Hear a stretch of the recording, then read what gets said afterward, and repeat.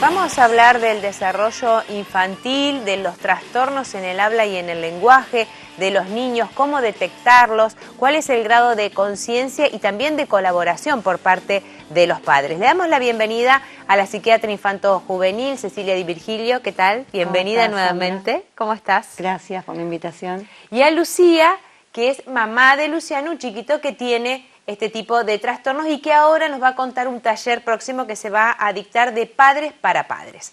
Cecilia, ¿este trastorno es fácil de detectar en edades muy tempranas?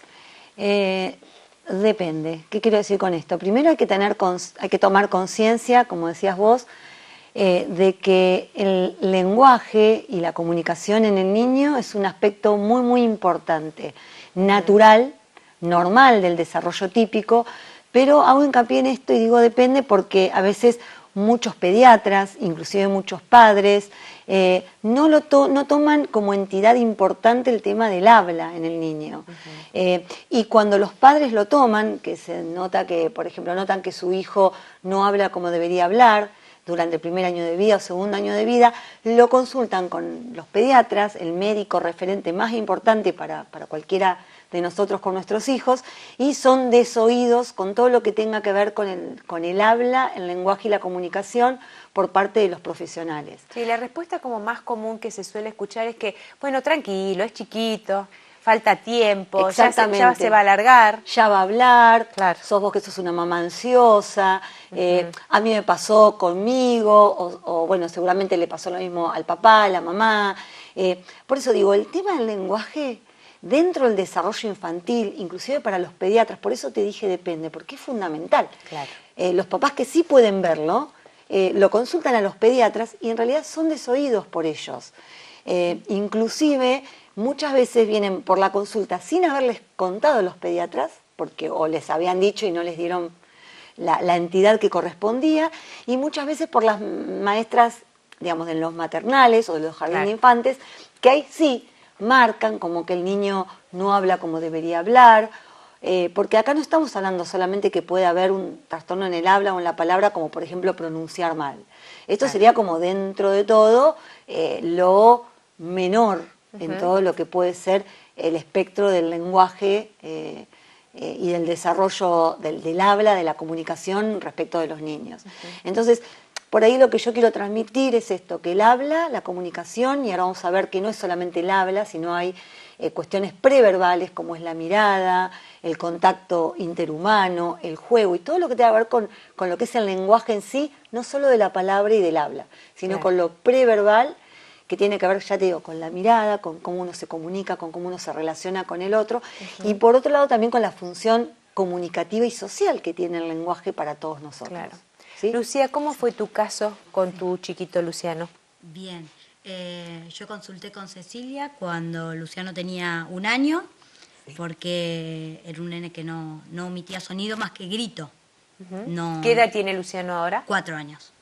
Más que gritos no hacía, no había mirada, no había risas, no había contacto. O sea, él era feliz y vos lo ponías en la cuna mirando los juguetes, el gimnasio. Pero si vos lo tenías encima, no. Entonces, no estaba esa conexión con la mamá o con el papá. Bien. Exacto, rechazaba el contacto. Y además de problemas de sueño que tenía, no se podía regular para dormir. Era un nene que, sacando después del año, siempre durmió 2 horas por noche. Y se despertaba 3 horas y 2 horas de nuevo y así sucesivamente. No pudo regular nada de eso. Entonces ahí consultamos con Cecilia y un montón de cosas que no iban pasando. Porque, por ejemplo, si yo le hablaba a él no me miraba, no registraba, pero sentía que había pasado un auto por la calle. Y el sentido de que nosotros conversamos acá no lo registraba. Era muy selectivo a la hora de registrar ciertas cuestiones. Sí, sí. ¿Y el balbuceo tampoco estaba? No, ni el ajó, que dicen los chicos a los 9 meses. Eso quería marcar. A nivel del lenguaje, ya al año, ellos como papás habían identificado que el nene, si bien escuchaba, porque vos te das cuenta y ellos se daban cuenta que sí, y también gritaba, o sea, tenía la voz, no podía, el ajó, el mirar a los ojos, como le salga, no importa cómo, pero que sí con esos esbozos de palabras que ya antes del año y durante el primer año de vida ya aparecen, ¿sí? Con un desarrollo típico. Ellos son, bueno, casualmente papás muy atentos, digo, y que pueden ver esto. Ya te podrá contar, por ejemplo, que las familiares mismos, o sea, es difícil, imagínate, primerizos, como tantos papás, digo un ejemplo de ellos porque sí, Lucía hoy nos está acompañando, pero hay un montón de papás y familias que están preocupados por esto y que las familias mismas les dicen, no, son cosas tuyas, ya va a hablar, tu papá ya le pasó lo mismo, a vos también, sí. como que no es nada. Es bastante común. Y es varón, otro mito importante que es varón, los varones hablan más tarde, esto, son todos mitos. Y bueno, Sí. ellos igual hicieron una consulta, pero que está bueno primero porque ahí se despeja si es realmente dentro de la variabilidad del desarrollo típico. Puede haber niños que realmente, tengan todo, como uno dice, más servido y no hablen. Entonces, bueno, uno puede dar pautas y uno puede decir Claro. a los papás cómo estimular, o realmente si esto, después se hace un seguimiento a ver si realmente corresponde a algo que merece ser atendido o no. Ujú. Lucía, ¿y en qué consiste este taller que se va a realizar este viernes en 100? Sí, es un taller que las siglas en inglés significan transformando los momentos de cada día, que está dirigido a padres, familiares o cuidadores de niños de menores de 6 años con poco lenguaje. La idea es jugar, o sea, Bien. aprender como adultos a jugar con un niño, haciéndolo de forma fácil y divertida, sin exigencias, el juego que el niño quiera, no el que queremos nosotros, o sea, siguiendo los propios intereses del niño, aprender a dar tiempos de espera, de pausa, para que nuestro hijo se pueda comunicar con nosotros, porque si nosotros no damos ese espacio, no va a haber parte de comunicación, porque si estamos jugando a un cuento y le decimos, ¿qué ves acá? ¡Es un perro! Entonces Claro. estamos continuamente dando exigencias nosotros y no dejamos que ellos aprendan construyendo, ¿sí? Entonces la idea son pautas de juego para padres. Va a haber juego de roles, cada papá va a tener que llevar un juguete de su hijo para enfocarnos y que cada uno se vaya con un plan de juego adecuado a su familia, a su hijo, a los tiempos y a todo lo que es del contexto familiar.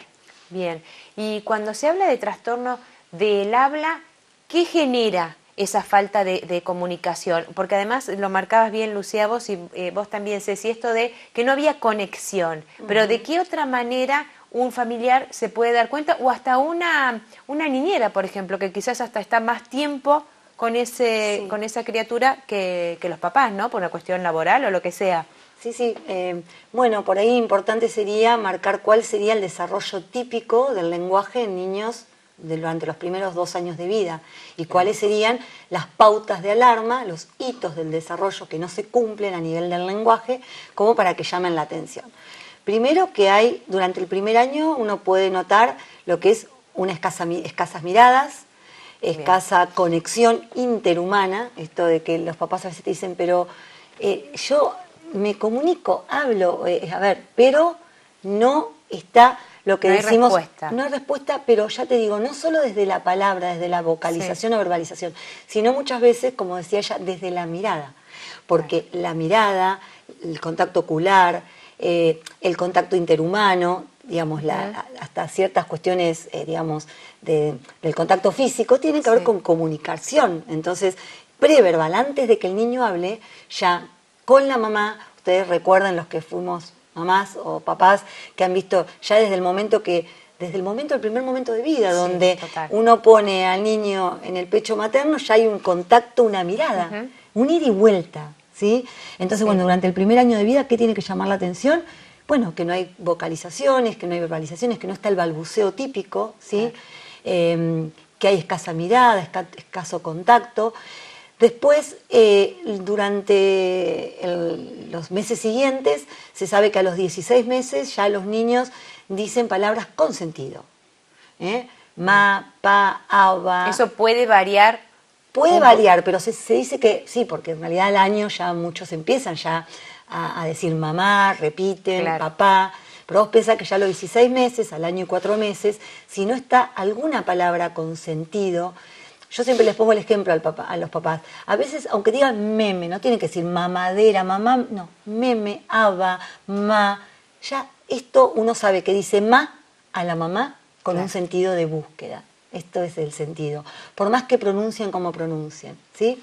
A los 18 meses vos pensás que ahí aparece en el desarrollo típico una eclosión de todo lo que es lenguaje y comunicación. ¿Por qué? Porque ya a los 18 meses los niños ya, en general, mucho antes, y por supuesto hay algunos un poquito después, pero el punto son los 18 meses donde ya aparece lo que es lo protoimperativo, lo protocomunicativo, que es señalar.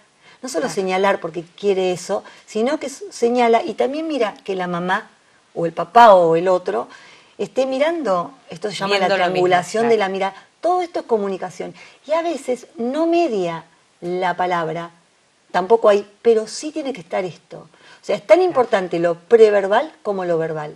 En general, los niños que tienen estos déficits en las funciones del lenguaje y sociocomunicativas, se acompaña en general, ¿no? A ver, chicos que pueden tener un trastorno en el habla nada más, tienen digamos, las otras funciones que acompañan y compensan lo que no pueden hablar. Pero por eso digo, la consulta y que los pediatras también estén atentos y los papás, vale la pena un especialista en desarrollo para que pueda dar pautas, porque fíjate lo que te está comentando Lucía, que las pautas que dan en el taller tan importantes, que son las posibilidades de intervenir en cada momento, tienen que ver con el juego, porque es a través del juego, ¿no? Donde uno accede al lenguaje y estimula el lenguaje, estimula la comunicación, estimula la interacción, el interés por estar comunicados y que salgan, digamos, vocalizaciones, lenguaje, sonrisas, miradas, y no a través de otras cuestiones. De hecho, la estimulación temprana del desarrollo del lenguaje, como también, bueno, ya te digo, todo lo que tiene que ver con lo verbal y lo no verbal, tiene que ver con el juego. También los terapeutas usamos y usan el juego para poder acceder. Digo, qué grado de importancia no solamente detectar en edad temprana lo que está sucediendo con el chiquito y hacer la consulta correspondiente por parte del profesional, sino también la intervención de los padres. Exactamente. ¿No? Ese primer contacto es nuestro para darnos cuenta qué es lo que sucede con un hijo. Sí. Lucía, ¿y hoy cómo se encuentra Luciano? Es perfecto, va a sala de 4, comunica todo lo que quiere, ordena, ya directamente está en la adolescencia, digamos. Sí, todo, exactamente todo. Sirvió muchísimo las tareas en casa, muchísimo el contacto, el juego de escondidas. Antes que empezara el tratamiento, Cecilia nos había dado pautas en casa, que eran jugar a escondidas, cosquillas, tocarnos, abrazarnos, besarnos, reformular todo ese tipo de contacto que por ahí nosotros, como sabíamos que no le gustaba, no lo hacíamos, porque pensábamos que estaba bien. Y no, hay que hacerlo, hay que fomentar el ida y vuelta, el amor, el intercambio, que esté con nosotros, que seamos más interesantes las personas que un juguete. Claro. Aparte, pensá que yo la escuchaba a Lucía, si bien uno está en esto, ¿no? Pero bueno, la escuchaba y decía, bueno, la importancia del juego. Y es así. Nosotros en la vida, del día a día cotidiano, ¿cuánto tiempo disponemos? Volvemos a lo de siempre, ¿no? Ampliar un poco de lo que estamos hablando, para jugar con nuestros hijos y más en la edad temprana. Y acá esto viene concatenado con todo lo que uno viene haciendo, hincapié en lo que es el desarrollo temprano. Enseguida recordemos que están los celulares, los medios. Sí, estaba pensando eso. Exactamente, ¿no? Las pantallas. Entonces, tan chiquitos aparte. Tan chiquitos, cada vez lo vemos más. Y todo tiene que ver con todo. Entonces, detenerse, las pautas que uno, te repito, vos pensá, un nene que gritaba, escuchaba, igual los padres vienen a la consulta. Bueno, ahí, ¿qué sirvió también? Que hagan una consulta, que se los pueda orientar, que después rápidamente, en el caso de ellos, al año y medio ya tenían un diagnóstico. Esto también para dejar claro que la gente cree que no puede diagnosticar, todos los mitos, ¿no? Que no se puede diagnosticar tan precozmente determinadas cuestiones que tengan con el desarrollo. Pero más allá del diagnóstico, cuál sea y cuál no sea, el punto es detenerse a darse cuenta que esto en el desarrollo de este niño, de este hijo, no va en el carril, podemos decir, de lo típico. Entonces sí, ya sí. uno puede intervenir. ¿Y por qué hago hincapié con los papás y con los pediatras? Porque nadie dudaría, si un niño no caminara al año, hacer una consulta. Claro. Digo, al año y 2 meses. Eso nadie duda. Si no sostiene la cabeza, si el nene está con la cabeza. Bueno, esto de no hablar, de no comunicar, de no mirar, de no tener interés por el otro, por otros niños, por lo mismo los papás. Y aparte, por otro lado, bueno, esto da para hablar un montón, ¿no? La frustración y la desorientación que le generan los papás. Porque como es relevante lo que estás diciendo, porque tiene que ser algo tan marcado para que la respuesta sea rápida y sin tener en cuenta la importancia que implica el habla, ¿no? Esto del lenguaje que están haciendo mención ustedes. La verdad que tiene que ser algo notorio para la reacción rápida, si se quiere, de un pediatra y no así algo tan delicado y que quizás si uno lo deja pasar lleva mucho tiempo. Sí, sí, y Luciano, digamos, desde el año y medio ya recibió, no solamente durante podemos decir, esos primeros 6 meses, de los 12 a los 18 meses, donde fue un seguimiento mensual, pautas a padres, cómo intervenir. En general, mi consejo es, llegás de trabajar, deja todo, sacate los zapatos, anda al piso y jugá con tu hijo. Míralo, hacele cosquillas, divertite. Y todo eso, en realidad, ¿cuántos lo hemos hecho o lo hacemos? Entonces, con niños donde ya son vulnerables a este tipo de desarrollo, donde ya el desarrollo va por un lado y nos vamos a dar cuenta una vez que lo exprese. Porque no tenemos a ver, si vos conocieras a Luciano como a tantos niños, no tienen ningún fenotipo que llame la atención de nada, primerizos, papás jóvenes, no, son cosas tuyas, se lo han dicho todos. Sin embargo, todo ese tiempo fue ganancia para ellos, y estar contenidos, saber que estaban haciendo bien. Y bueno, después una vez que empezó la estimulación, mucho más. Pero bueno, el taller la importancia es que son herramientas para padres muy, pero muy sencillas, donde no se necesita tener el mejor juguete, el más caro, sino tener tiempo para dedicarnos a nuestros hijos, para jugar, para interactuar, para, digamos, intervenir desde un lugar más profundo, ¿no? Sí. Vamos a recordar, el viernes se hacen 100, 20 entre 39 y 40. Exacto. ¿A qué hora empieza el taller? Y es muy válida esta información para todos aquellos papás que tengan cualquier tipo de inquietud, que se pueden acercar, que es gratis, que se va a brindar una información para ustedes. ¿Vamos a decir el horario, Lucía? Sí, es viernes y sábados. El viernes a las 14 horas y sábado 8:30 de la mañana aproximadamente.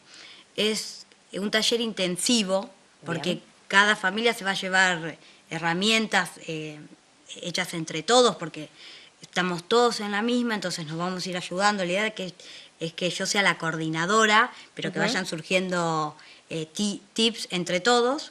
Entonces son de 6 horas aproximadamente el taller y lo vamos a dar a lo largo de todo el año, gratuitamente siempre. Muchas gracias. Lo importante es también saber que es importante que, bueno, se llama taller TEM para padres y familiares en general. Hermanos pueden ser también, cualquier interesado en lo que es el lenguaje, y que tiene el respaldo de Panacea, que es una organización argentina muy importante respecto de todas estas problemáticas del desarrollo. Y tenemos también el orgullo de poder ser sede en La Plata para gente de nuestra ciudad y alrededores, para poder brindar este tipo de herramientas para padres que son sumamente útiles y gratuitas, como vos dijiste. Cecilia, Lucía, también. Bueno, y ya la van a ver a Ceci todas las semanas ahora con otros temas. Gracias, nos vemos la semana que viene. Dale, cómo no, muchas gracias por